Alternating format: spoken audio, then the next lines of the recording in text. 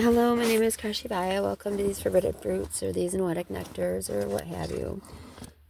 Sorry, I'm in boots that are way too big and I don't have thick socks on, so my feet are cold and I'm shuffling around because I can't hardly feel them.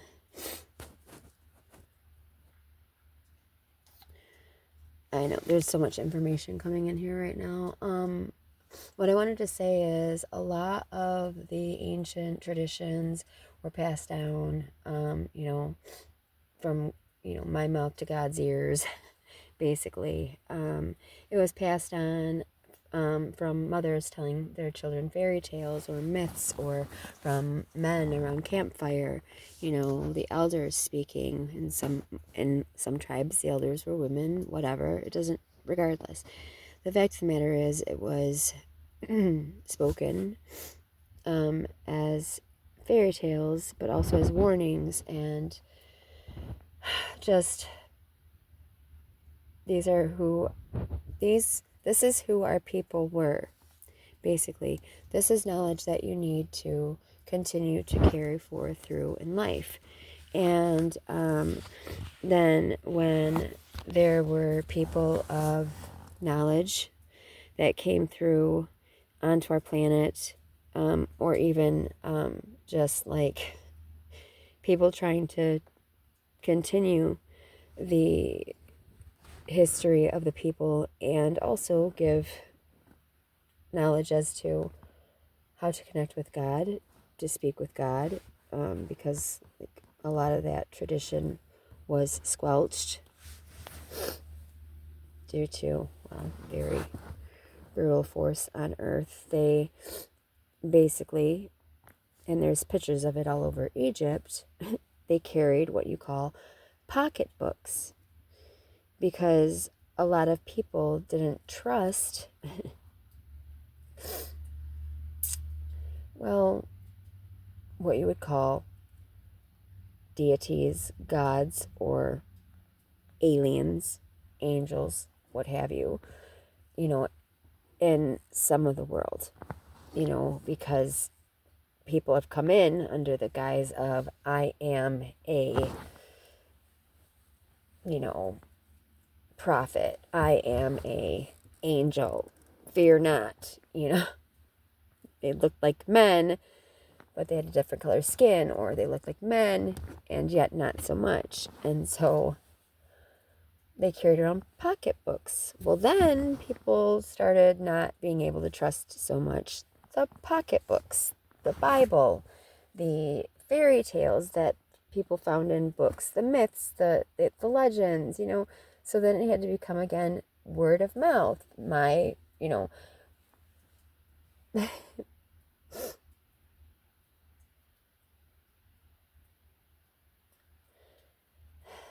They had to become the mouth of God to remind people again. And as a mouthpiece of God, it is really hard to get people to listen. It doesn't matter what you know at times. It only matters how you behave. And so I really just want to tell you, I don't know anything. I'm only being told what to tell you. I'm only being told what to tell you. The Bible is an allegory, but it is also a myth. The first portion of it is just showing you patterns and patterns and patterns and patterns in the cyclical time frame of the world. And then there is a deluge, and then there's patterns and patterns, and then there's a destruction of the land, and then more patterns, and then there's a destruction of temples within you and around you, and then there are more patterns, and I am showing you that even in your own life you will see patterns, and I am fucking afraid of these patterns, and I am telling my mother and my children, and I am repeating these patterns, and I see them and I recognize them, and that is a fucking sign of the fucking times, that if you're not recognizing the patterns, then there is something wrong. Fear for your life and the life of your children and the life of your children and the life of this fucking planet. If you cannot let love win, then what the fuck are you doing here?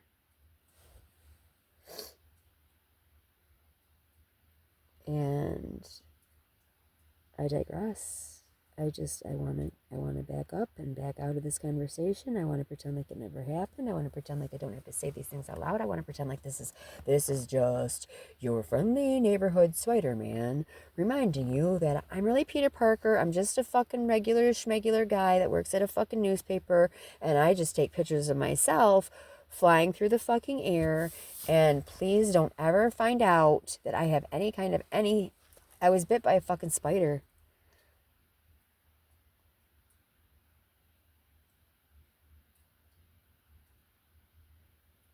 Like, I don't want to do this. I still have to take pisses every 2.5 hours, like I have the bladder of a 2.5-year-old. Like, what do you want me to do?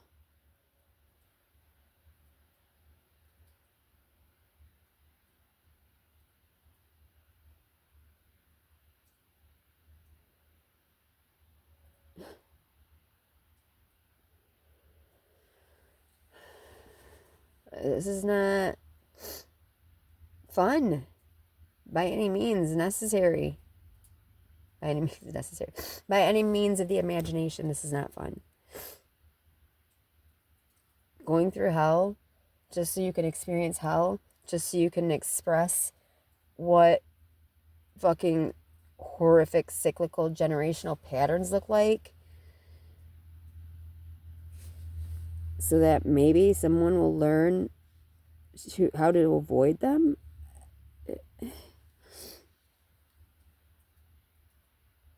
Like, the power within, the power within, the power within, the power within. How not to get fucking energetically fucking sucked dry like SpongeBob on that fucking, you know what I mean? By Squidward on, like,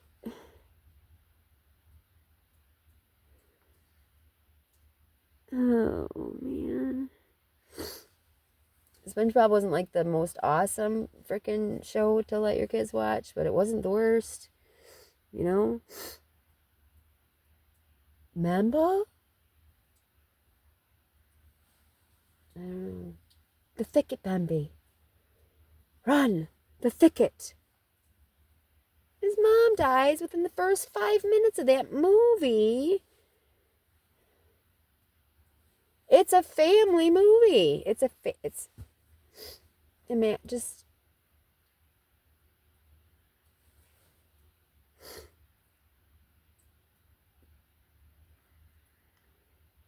Why do you fill me up, buttercup baby, just to let me down? Mess me around, I mean, worst of all, you never call baby when you say you will.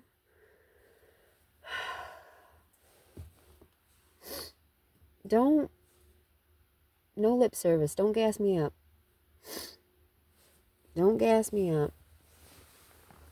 You know? I know I'm not like.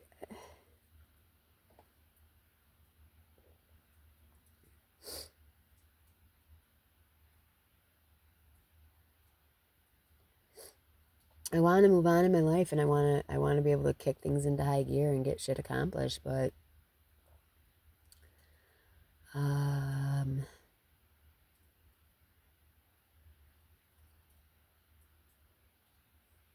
you know, I've been doing people salads. Tired of doing people salads that, you know, kind acts of service, acts of service, acts of service. You know, validation.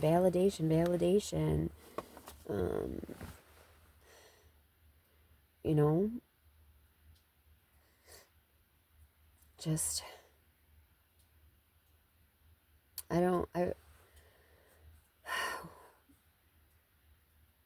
words of affirmation. what is it? What's the touch one? I don't know what the touch one is, but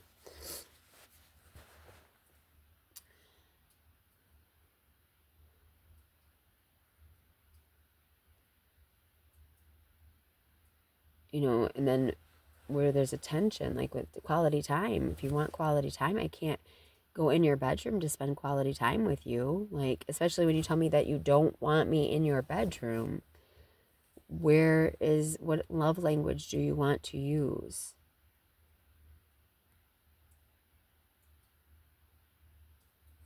Acts of service, words of affirmation, quality time, something touch. What's the other one?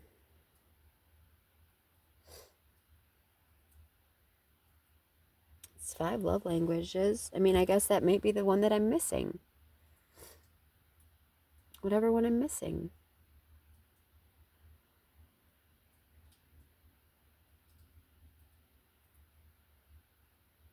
Damn, I don't know what I'm missing. Yikes. It's like whenever you're missing like a certain element on a tarot read, that's usually the one that you need the most of. So I guess that just explains everything now, doesn't it? Quality time, acts of service, words of affirmation, something touch. Frick. Well, guess I got my new assignment. Right? Oh man, and my nose has been sneezy. There it goes. There it goes again. Oh, no. 3, 4. Oh, God bless me.